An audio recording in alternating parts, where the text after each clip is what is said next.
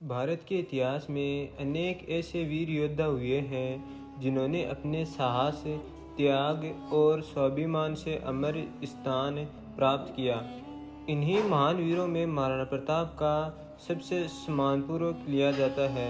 वे केवल मेवाड़ के राजा ही नहीं थे, बल्कि स्वतंत्रता अभियान और मातृभूमि की रक्षा के प्रतीक भी थे। उन्होंने अपने पूरे जीवन में किसी भी विदेशी सत्ता के सामने आत्मसमर्पण नहीं किया। उनका जीवन संघर्ष, त्याग, परिक्रमा और राष्ट्रभक्ति की ऐसी प्रेरणादायी गाथा है जो आज भी प्रत्येक भारतीय को साहस और आत्मसम्मान का संदेश देती है। महाराणा प्रताप का जीवन इस बात का प्रमाण है कि कठिन परिस्थितियों में भी यदि व्यक्ति दृढ़ निश्चय हो तो वह अपने आदर्शों से कभी समझौता नहीं करता।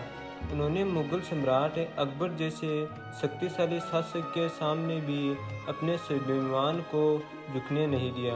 यही कारण है कि भारतीय इतिहास में उनका नाम अमर हो गया। महाराणा प्रताप का जन्म 9 मई 1540 ईस्वी को राजस्थान के कुंभलगढ़ दुर्ग में हुआ था। उनके पिता महाराणा उदय सिंह द्वितीय मेवाड़ के शासक थे तथा उनकी माता का नाम जयंताबाई था। महाराणा प्रताप बचपन से ही साहसी, बलवान और स्वाभिमानी थे।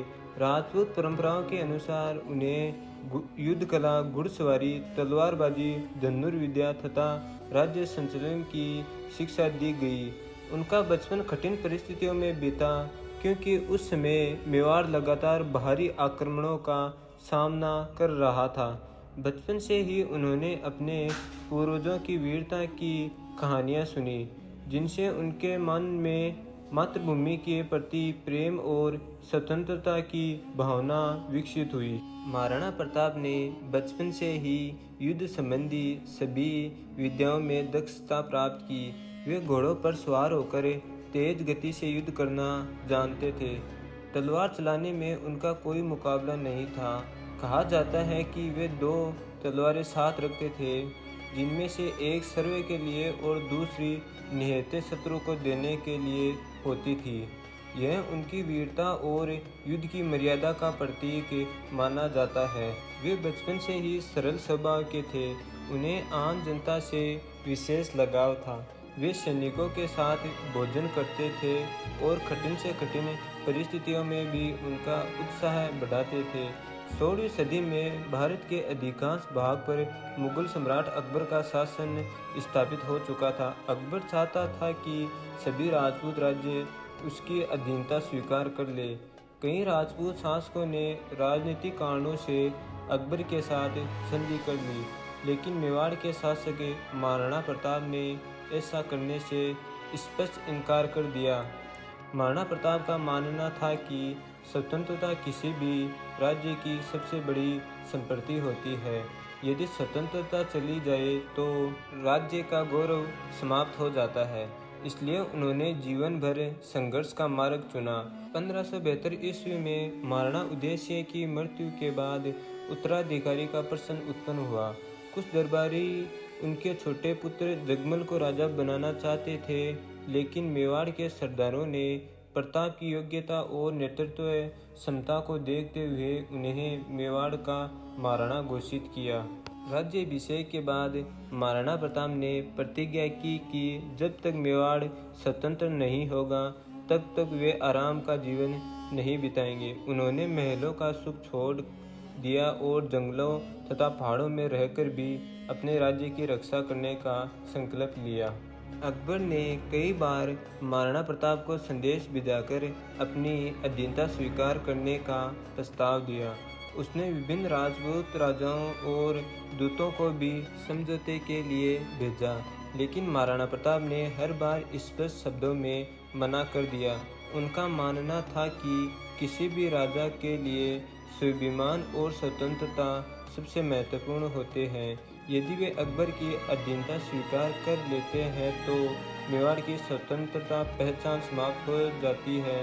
इसलिए उन्होंने संघर्ष का मार्ग चुना। हल्दी घाटी का युद्ध 18 जून 1576 ईस्वी को राजस्थान के हल्दी घाटी नामक स्थान पर महाराणा प्रताप और मुगल सेना के बीच ऐतिहासिक युद्ध हुआ। मुगल सेना का नेतृत्व आमेर के राजा मानसिंह कर रहे थे। मुगल सेना संख्या और संसाधनों में अधिक शक्तिशाली थी, जबकि महाराणा प्रताप की सेना अपेक्षाकृत छोटी थी। फिर भी राजपूत सैनिकों ने अद्भुत वीरता का प्रदर्शन किया। युद्ध के दौरान महाराणा प्रताप अपने प्रिय घोड़े चेतक पर सवार होकर सर्वे युद्ध का नेतृत्व कर रहे थे। उन्होंने अनेक शत्रु सैनिकों को परास्त किया। कहा जाता है कि चेतक ने अपने स्वामी की रक्षा के लिए अत्यंत साहस दिखाया। घायल होने के बावजूद उसने महाराणा प्रताप को सुरक्षित स्थान तक पहुंचाया और उसके बाद अपने प्राण त्याग दिए। हल्दी घाटी का युद्ध निर्णायक विजय में नहीं बदला सका, लेकिन यह युद्ध महाराणा प्रताप के साहस, नेतृत्व और आत्मबल का प्रतीक बन गया। चेतक केवल एक घोड़ा नहीं था, बल्कि महाराणा प्रताप का सबसे विश्वसनीय साथी था। युद्ध में चेतक ने घायल होने के बाद भी अपने स्वामी को बचाने के लिए एक गहरे नाले को छलांग लगाकर पार किया। सुरक्षित स्थान पर पहुंचाने के बाद चेतक ने अपने प्राण त्याग दिए। आज भी राजस्थान में चेतक की वीरता की अनेक लोकगाथाएं और गीत प्रसिद्ध है। चेतक की समाधि भी लोगों के लिए प्रेरणा का केंद्र बनी हुई है। हल्दी घाटी के युद्ध के बाद महाराणा प्रताप को लंबे समय तक जंगलों और पहाड़ों में रहना पड़ा। उनके परिवार को भी अनेक कठिनाइयों का सामना करना पड़ा। कई बार भोजन तक उपलब्ध नहीं होता था। कहा जाता है कि एक समय उनके बच्चों को घास रोटी खानी पड़ी। इन कठिन परिस्थितियों के बावजूद भी महाराणा प्रताप ने हार नहीं मानी। उन्होंने अपने सैनिकों का मनोबल बनाए रखा और अवसर मिलते ही मुगल चौकियों पर आक्रमण करते रहे। महाराणा प्रताप के संघर्ष में भामाशाह का योगदान अत्यंत महत्वपूर्ण था। वे महाराणा प्रताप के विश्वसनीय मंत्री और सेनानायक थे। उन्होंने अपनी संपूर्ण संपत्ति महाराणा प्रताप को समर्पित कर दी ताकि सेना का पुनर्गठन किया जा सके। भामाशाह के इस त्याग के कारण महाराणा प्रताप ने फिर से सेना तैयार की और मेवाड़ के अनेक क्षेत्रों पर पुनः अधिकार स्थापित किया। उनका योगदान भारतीय इतिहास में दान, निष्ठा और देशभक्ति का अद्भुत उदाहरण माना जाता है। महाराणा प्रताप की मृत्यु 19 जनवरी 1597 ईस्वी को चाउन में महाराणा प्रताप का निधन हो गया। कहा जाता है कि शिकार के दौरान लगी चोट के कारण उनकी तबीयत बिगड़ गई थी। अपने अंतिम समय तक उन्होंने मेवाड़ की स्वतंत्रता की रक्षा का संकल्प नहीं छोड़ा। अपनी मृत्यु के बाद उनके पुत्र महाराणा